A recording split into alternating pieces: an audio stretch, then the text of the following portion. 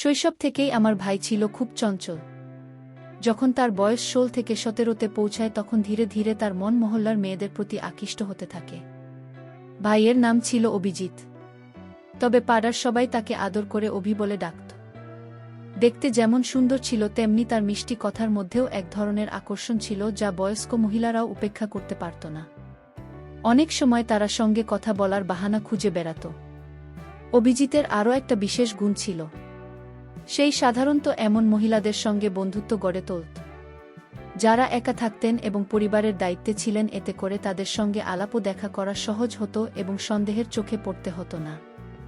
একদিন ভাই এসে আমাকে বলল, বোন টিউশনে পড়তে আসা সেই মেয়েটি বেশ চমৎকার, তার বয়সও কম আর মিষ্টি চেহারার জন্য সবাই তাকে খেয়াল করে। তবে তার পরিবারের কেউ তার খুব একটা খোঁজখবর রাখে না। টিউশন শেষে প্রায় এখানে থেকে যায়, কিন্তু তার পরিবার জানতে চায় না সে কোথায় থাকে। ভাইয়ের কথা শুনে আমি কিছুটা অবাক হয়ে গেলাম। মনে হলো যেন তার মধ্যে ওই মেয়েটির প্রতি একটু বেশি আগ্রহ জন্মেছে। তবুও চুপ করেই রইলাম। কিছুক্ষণ বসে বলল, তুমি যদি মেয়েটির সঙ্গে পরিচয় করিয়ে দিতে তাহলে কাছে থেকে একবার দেখার সুযোগ পেতাম। আমি বললাম, কাল এসো, সে টিউশনে আসবে, তখন পরিচয় করিয়ে দেব। মেয়েটির সাথে পরিচয় করানোর পর অভিজিতের জীবন আরও চাঞ্চল্যকর হয়ে উঠল। তার অস্থির প্রকৃতির কারণে মহল্লার অনেক মেয়ে ও মহিলা অসুবিধায় পড়তে শুরু করল। শুধু পাড়ায় নয়, স্কুলেও অনেকের সঙ্গে তার বন্ধুত্ব গড়ে উঠেছে। মহল্লার মহিলাদের সঙ্গে মেলামেশা যেন তার কাছে এক প্রকার বিনোদনের বিষয় হয়ে দাঁড়িয়েছিল। এর ফলে আমাদের বাড়িতে প্রায়ই তার বিরুদ্ধে অভিযোগ আসতে শুরু করল। আমাদের আব্বা আম্মা আরও বেশি চিন্তিত হয়ে পড়লেন। তারা ভাবতে থাকলেন, আমরা কেমন সন্তানকে বড় করছি। আব্বা প্রায়ই আল্লাহর কাছে প্রার্থনা করতেন যেন অভিজিৎ সঠিক পথে ফিরে আসে, কারণ এতে আমাদের পরিবারের সুনাম জড়িত। আসলে অভিজিৎ আমাদের পরিবারের বহু প্রতীক্ষিত সদস্য ছিল। দীর্ঘ প্রার্থনার পর তার জন্ম হয়েছিল, তাই সবাই তাকে স্নেহ করত এবং সে সবসময় নিজের মতো চলার সুযোগ পেত। এই ভালোবাসার পরিবেশে বড় হতে হতে তার মনে মহিলাদের প্রতি বিশেষ আকর্ষণ জন্মায়, বিশেষত তার চেয়ে বয়সে বড় মহিলাদের প্রতি তার আগ্রহ ছিল বেশি। প্রথমে এটি নিছক কৌতূহল ছিল, কিন্তু ক্রমেই এই অনুভূতি আরও গভীর হতে শুরু করে। আজকের এই গল্পে আমি আপনাদের জানাতে চলেছি আমার ভাই অভিজিতের জীবনের একটি গল্প। আর দয়া করে ভিডিওটি ভালো লাগলে একটি লাইক দিয়ে সমর্থন জানাবেন। আমার নাম পূজা আর অভিজিৎ আমার ভাই, যাকে সবাই আদর করে অভি বলে ডাকে। ছোটবেলা থেকেই তার স্বভাব কিছুটা অদ্ভুত ছিল। যখন সে একটু বড় হলো তখন প্রায়ই নিজের ঘরে দীর্ঘ সময় ধরে বন্দি থাকত। ঘণ্টার পর ঘণ্টা ফোনে ব্যস্ত থাকত, আর আম্মু তাকে খেতে ডাকলেও সে নিজের মতো সময় কাটাত। মাঝে মাঝে কেবল খাবার খেতে বাইরে বেরোত। অভিজিতের পড়াশোনায় মনোযোগ কখনোই খুব ভালো ছিল না। ছোটবেলায় অর্থাৎ 15 বছর বয়স পর্যন্ত ঠিকঠাক স্কুলে যেত, কিন্তু 16 বছরে পৌঁছানোর পর থেকেই পড়াশোনার প্রতি অনাগ্রহী হয়ে ওঠে, আর মহল্লার মহিলাদের প্রতি তার আকর্ষণ শুরু হয়। তখন থেকেই স্কুল বা কোচিং এর মেয়েদের বদলে পাড়ার মহিলাদের সঙ্গে সময় কাটাতে আগ্রহী হয়ে ওঠে। সব সময় মহিলাদের কাছে গিয়ে গল্প করত, হাসি ঠাট্টা করত, আর মহিলারাও তাকে পছন্দ করত। মাঝে মাঝে পাড়ার মেয়েদের সঙ্গে মজা করার জন্য আমাদের বাড়িতে তার বিরুদ্ধে অভিযোগ আসত। এটা শুনে আব্বা এতটাই রেগে যে একবার অভিজিতের উপর হাত তুলতেন। কিন্তু এখন সে বড় হয়েছে, ফলে পাল্টা উত্তর দিতে শুরু করেছে আব্বার সঙ্গে। কথায় কথায় ঝগড়া লাগিয়ে কিছুদিনের জন্য কথা বন্ধ রাখে। আমাদের আব্বাম্মা ভীষণ চিন্তিত হয়ে পড়লেন এবং বারবার আল্লাহর কাছে প্রার্থনা করতে থাকলেন। তারা ভাবতে থাকলেন, আমাদের এমন সন্তান কেন হলো। অভিজিৎ অনেক দোয়ার পর আমাদের পরিবারে এসেছেন, কিন্তু এখন সেই প্রার্থনার ফল যেন উল্টো বোঝা হয়ে দাঁড়িয়েছে। পাড়ার লোকজনও তার কারণে বিরক্ত হতে শুরু করেছে। শেষ পর্যন্ত যখন আব্বা বুঝলেন যে বোঝানো কিংবা শাসন করে আর কিছু হবে না, তখন তিনি সিদ্ধান্ত নিলেন অভিজিৎকে কোনো কাজে ব্যস্ত রাখতে হবে। তিনি অনেক কষ্টে কিছু টাকা জোগাড় করে তার জন্য একটা ছোট্ট হাড়িগি দোকান খুলে দিলেন। আব্বা তাকে বললেন, বেটা, আমার বয়স হচ্ছে, একদিন আমাকে বিশ্রাম নিতে হবে। ঘরের খরচ চালানোর জন্য আমি দোকানটি তোমার নামে দিলাম।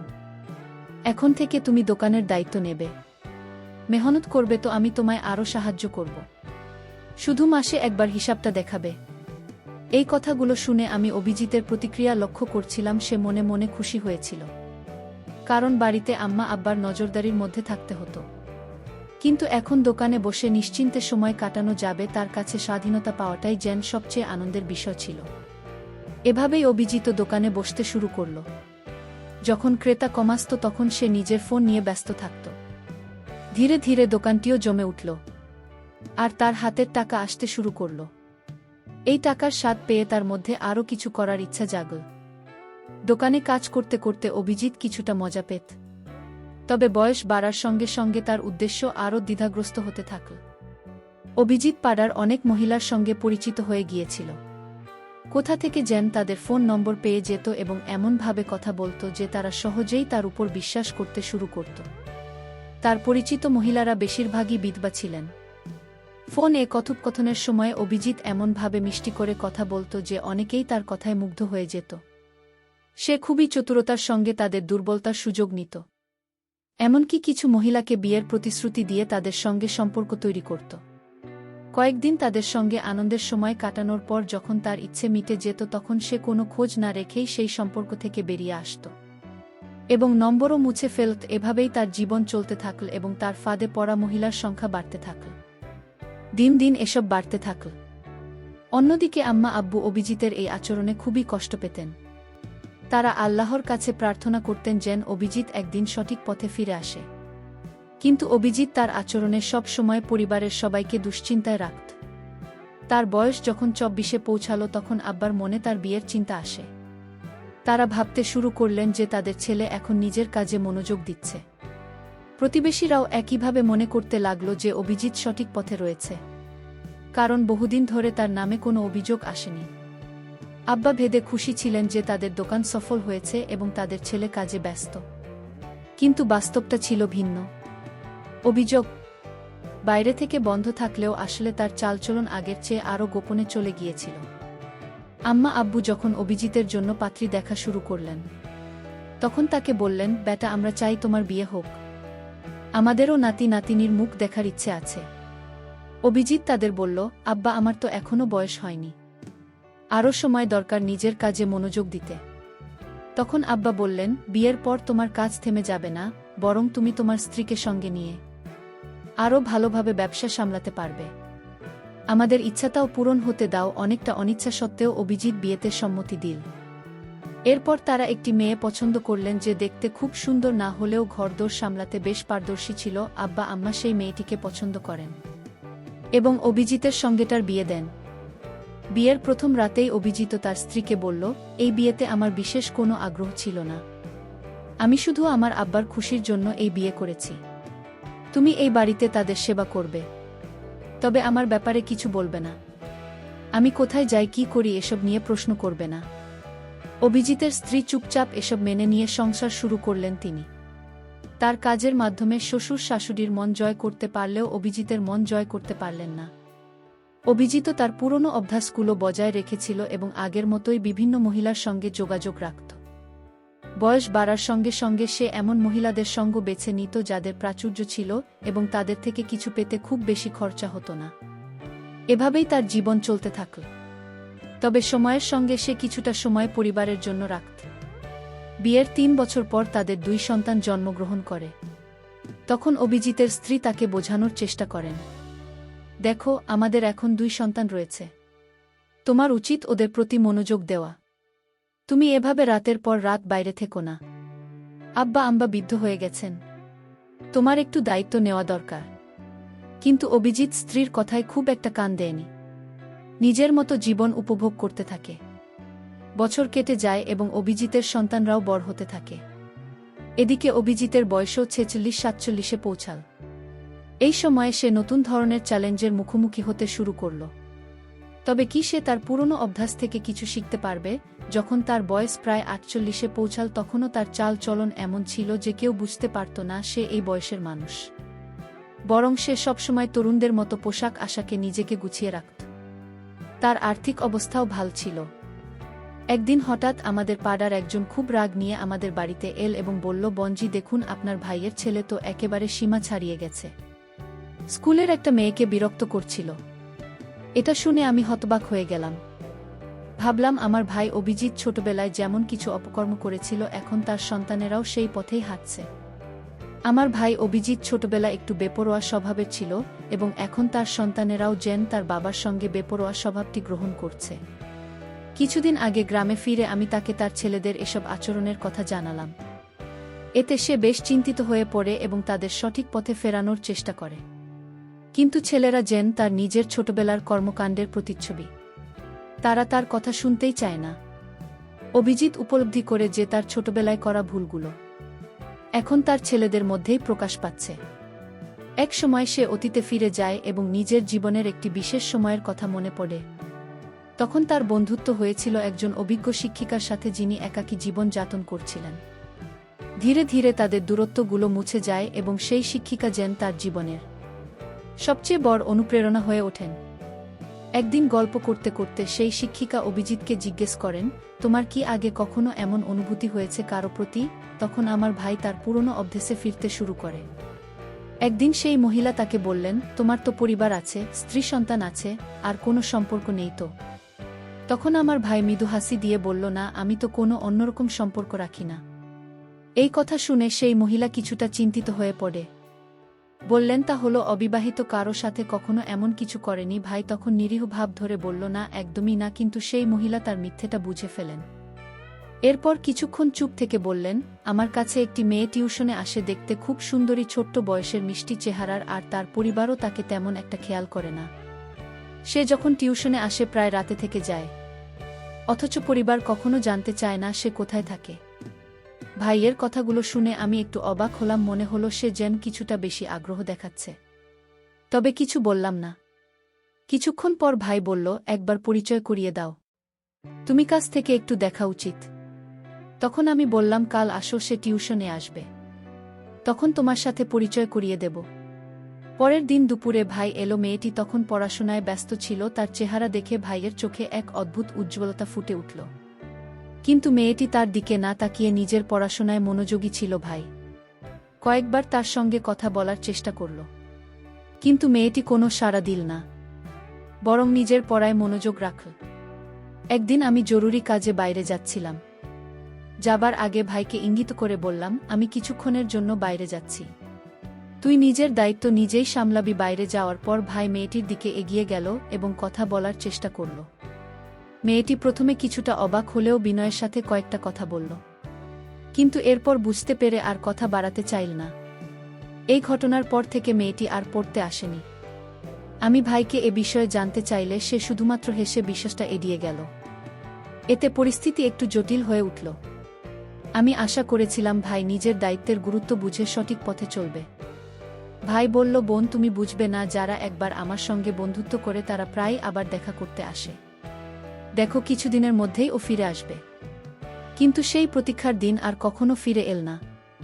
এরপর ভাইয়ের মন যেন প্রাপ্তবয়স্ক মেয়েদের দিকে আকৃষ্ট হতে লাগল। বিশেষ করে যাদের জীবনে কিছুটা অভাব আছে তাদের প্রতি তার আলাদা একটি সহানুভূতি ছিল। প্রথমে ভাই কিছুদিন অপেক্ষা করল, ভেবেছিল মেয়েটি আবার আসবে। কিন্তু সময় যেন অন্য কিছু ঠিক করে রেখেছিল। একদিন রাস্তায় হাঁটতে গিয়ে হঠাৎ একটি চেনা কণ্ঠ শুনে সে থমকে দাঁড়াল। অবাক হয়ে ফিরে দেখে সেই পরিচিত মুখ, যে কিনা তার জীবনের পুরনো স্মৃতির একটি অংশে ছিল। এ যেন অতীতের কোনো স্মৃতির হঠাৎ উপস্থিতি। ভাইয়ের মনে কিছুটা অপরাধবোধ জাগে, কারণ সে এই মহিলার সঙ্গে কিছু সময় কাটিয়ে হঠাৎ চলে গিয়েছিল। মহিলা তখন তাকে থামিয়ে জিজ্ঞেস করলেন, তুমি কি জানো তোমার চলে যাওয়ার পর আমার জীবনে কি ঘটেছিল? ভাই প্রথমে কিছুটা অবাক হলেও মনোযোগ দিয়ে শুনতে শুরু করল। মহিলার চোখে কষ্টের ছাপ স্পষ্ট, আর মুখে জমে থাকা জীবনের দীর্ঘদিনের বেদনা ফুটে উঠছে। তিনি বলতে লাগলেন, তোমার চলে যাওয়ার পর আমার জীবন পুরোপুরি বদলে গিয়েছিল। আমি যখন অন্তঃস্থাতা হয়ে পড়লাম তখন আমার পরিবারের সদস্যরা আমাকে ভুল বুঝে বাড়ি থেকে বের করে দিল। অনেক জায়গায় ঘুরে একসময় একটা ছোট্ট ভাড়া করা ঘরে আশ্রয় নিলাম। সেখানে মানুষের বাড়িতে কাজ করে কোনোভাবে নিজের দিন চালাতে লাগলাম। তোমার সঙ্গে দেখা হওয়ার পরে এতদিন পর শুধু একটি কথাই জানাতে এসেছি, আমার সন্তান তোমারই রক্তের অংশ। ভাই এই কথা শুনে যেন স্তব্ধ হয়ে গেল। সে হতবাক হয়ে বলল, কিন্তু কি প্রমাণ আছে যে সে আমার সন্তান? তখন মহিলা বললেন, যদি বিশ্বাস না হয় তাহলে সন্তানের না পরীক্ষা করিয়ে দেখো, সত্যি নিজের চোখেই দেখবে। কথামতো মহিলা তার সন্তানের কিছু নখ কেটে নিয়ে এলেন এবং ভাইকে দিলেন। ভাই সেই প্রমাণ নিয়ে পরীক্ষার জন্য বেরিয়ে পড়ল। কয়েকদিন পর পরীক্ষার রিপোর্ট এলো এবং দেখা গেল মহিলার কথাই সত্যি। রিপোর্টে স্পষ্ট ছিল যে সেই সন্তান ভাইগেরই।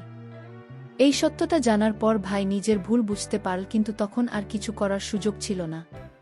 এরপরের কয়েক মাস ভাই বারবার মহিলার কাছে গিয়ে প্রার্থনা করল যেন তাকে একবার সন্তানের সঙ্গে দেখা করতে দেওয়া হয়। প্রথমে মহিলা রাজি হননি, কিন্তু প্রায় 1.5 মাস পর তিনি ভাইকে তার বাড়িতে ডেকে নেন। সন্তানের ঘরের দিকে ইশারা করে বললেন, যাও তোমার সন্তানকে দেখো, ভাই শিশুটিকে কোলে নিতে চাইলে। মহিলা তাকে সন্তানের কাছে নিয়ে গেলেন। তার চোখে কষ্টের ছাপ ছিল। তিনি বললেন, আমি এতদিন একাই এই শিশুটিকে বড় করেছি, ও আমার একমাত্র সহায়, কিন্তু তুমি এসে আমাদের জীবনটা এলোমেলো করে দিয়েছ। এ কথা বলে মহিলা চলে গেলেন। বাচ্চাটি তখন অসুস্থ ছিল। টাকা না থাকায় তাকে ভালো কোনো চিকিৎসা করাতে পারেননি। ভাইজের মনে হলো যেন পায়ের নিচের মাটি সরে গেছে। শিশুটিকে বুকে জড়িয়ে ধরে সে দ্রুত হাসপাতালে নিয়ে গেল। ডাক্তার পরীক্ষা করে বললেন, শিশুটি মানসিক আঘাতে আছে। তার স্মৃতিশক্তি দুর্বল হয়ে গেছে এবং কিছুটা মানসিক ভারসাম্য হারিয়েছে। সে কখনো পুরোপুরি সুস্থ হবে কিনা বলা যাচ্ছে না। এসব কথা শুনে ভাইজের মন ভেঙে গেল। তবে নিজের ভুলের পরিণতি তাকে মেনে নিতেই হলো। এমন অবস্থায় সে ছেলেটিকে নিয়ে বাড়ি ফিরে এলো এবং তার যত্ন নিতে শুরু করল। রাতের পর রাত সে শিশুটির পাশে বসে থাকত, যত্ন করত। কিন্তু শিশুটি ভেতরে ভেতরে কেবল তাকিয়ে থাকত, যেন ভাইকে চিনতেই পারছিল না। তার মনে এমন কোনো স্মৃতি নেই যা তাকে ভাইয়ের সঙ্গে সম্পর্কিত করে। এদিকে ভাইয়ের স্ত্রী বললেন, তোমার পক্ষে ওকে দেখা সম্ভব হলে দেখো, আমি আর ওকে সামলাতে পারব না। ভাইজের নিজের ছেলেরাও বলল, এ কেমন ছেলে, তুমি আমাদের সঙ্গে নিয়ে এলে আমরা ওকে আপন বলে মেনে নিতে পারছি না। ভাই যেন একটা ঝড়ের মধ্যে দিশেহারা হয়ে পড়ল। অবশেষে ভাই সিদ্ধান্ত নিল যে সে ছেলেটিকে নিয়ে আলাদা কোথাও থাকবে। একটি ছোট্ট ভাড়া করা ঘরে উঠল এবং দিন-রাত পরিশ্রম করতে লাগল। দোকানে খেটে যায় করত। তার সবটাই ছেলেটির চিকিৎসা এবং যত্নে ব্যয় করত। এভাবেই নিজের ভুলের মাসুল দিয়ে প্রতিটি দিন সে শিশুটির পাশে থেকে তার যত্ন করতে থাকল। ডাক্তাররা বলেছিলেন, শিশুটি স্বাভাবিক জীবনে ফিরতে কিছুটা সময় লাগবে। কিন্তু ভাই কখনো হাল ছাড়েনি। প্রতিদিন নতুন আশা নিয়ে সে শিশুটির সেবা করত, ঠিক যেন একজন স্নেহময় পিতা। কিছু মাস কেটে গেল এবং ধীরে ধীরে শিশুটির মধ্যে পরিবর্তন আসতে শুরু করল। সে আর ভাইকে অচেনা মনে করত না। তার চোখে যেন পরিচয়ের একটা আভাস দেখা দিতে লাগল। ভাইয়ের অক্লান্ত পরিশ্রম আর ভালোবাসা শিশুটির মনে জমে থাকা কষ্টগুলোকে আস্তে আস্তে মুছে দিতে শুরু করল। একদিন শিশুটি প্রথমবারের মতো ভাইয়ের হাত ধরল এবং হালকা করে হাসল। ভাইয়ের চোখে তখন আনন্দের অশ্রু এসে গেল। সেই ছোট্ট হাসি যেন তার গোটা পৃথিবী হয়ে উঠল। সময়ের সাথে সাথে শিশুটি আরও সুস্থ হয়ে উঠল, আর ভাইয়ের নিঃশর্ত ভালোবাসা আর যত্ন তাকে নতুন জীবন দিল। এখন শিশুটি কেবল ভাইয়ের পাশে থাকে না, বরং তাকে পিতার মতো মেনে নিয়েছে। সমাজের নানা কথা এবং কঠিন পরিস্থিতি সত্ত্বেও ভাই কখনো হাল ছাড়েনি এবং তার এই পরিশ্রমের ফল পেল। অবশেষে সেই দিনও এল যেদিন শিশুটি ভাইকে আব্বু বলে ডাকল। সেই একটি শব্দেই ভাইয়ের সব কষ্ট যেন মিলিয়ে গেল। গল্পটি দেখায় আবেগ আর আকর্ষণ নিয়ন্ত্রণ করতে না পারলে জীবন জটিল হয়ে যেতে পারে। অভিজিৎকে তার দায়িত্বজ্ঞানহীন আচরণের জন্য বড় মূল্য চোকাতে হয়েছে। নিজের ভুল বুঝে নেওয়া এবং তার পরিণতি মেনে নেওয়া একটি কঠিন কিন্তু প্রয়োজনীয় শিক্ষা। অভিজিৎ শেষ পর্যন্ত নিজের ভুলগুলো স্বীকার করে এবং ছেলের প্রতি দায়িত্ব পালন করে নিজের উন্নতির পথ উন্মোচিত করেছে। গল্পের শেষে অভিজিৎ যখন তার সন্তানের প্রতি নিঃশর্তভাবে ভালোবাসা প্রদর্শন করে, তখন সেই ভালোবাসাই তাকে তার সন্তানের মন ও বিশ্বাস ফিরে পেতে সাহায্য করে। এটি প্রমাণ করে যে ভালোবাসার যত্ন সবচেয়ে কঠিন পরিস্থিতিতেও পরিবর্তন আনতে পারে। যদিও অভিজিৎ তার ভুল বুঝতে পেরে একাকী কষ্টভোগ করেছে, তবে তার পরিবার, বিশেষ ভাইয়ের মতো কেউ পাশে থাকলে জীবন হয়তো আরও সহজ হতো। পরিবারের ভালোবাসা আর সমর্থনের গুরুত্বকে এই গল্পটি সুন্দরভাবে তুলে ধরে। অভিজিতার জীবনের চঞ্চল স্বভাব আবার নিয়ন্ত্রণহীন আকর্ষণ তার জীবনে বিপর্যয় ডেকে আনে। গল্পের শুরুতে দেখা যায় তার অস্থির স্বভাবের কারণে সে প্রায়শই ভুল সিদ্ধান্ত নেয়, যার মধ্যে তার পরিবারের প্রতি দায়িত্বের ঘাটতি স্পষ্ট। অন্যদের জীবনে ঢুকে পড়া এবং নিজের আকর্ষণকে সঠিকভাবে নিয়ন্ত্রণ না করার জন্য শেষ পর্যন্ত তার নিজের জীবনেই ধ্বংসের মুখে পড়ে। এটি শেখায় যে আমাদের আবেগ আর দায়িত্বের মধ্যে ভারসাম্য বজায় রাখা কতটা জরুরি, কারণ অসচেতনভাবে নেওয়ার সিদ্ধান্ত আমাদের এবং অন্যদের জীবনকেও ক্ষতিগ্রস্ত করতে পারে। বন্ধুরা, যদি গল্পটি ভালো লেগে থাকে তাহলে দয়া করে ভিডিওটি লাইক করুন এবং আমাদের চ্যানেলটি সাবস্ক্রাইব করুন। পাশে থাকা বেলাল আইকনটি প্রেস করুন যাতে আমরা যখনই নতুন ভিডিও আপলোড করি তার নোটিফিকেশন সবার আগে আপনার কাছে পৌঁছে যায়। ধন্যবাদ। দেখা হবে আমাদের পরবর্তী ভিডিওতে।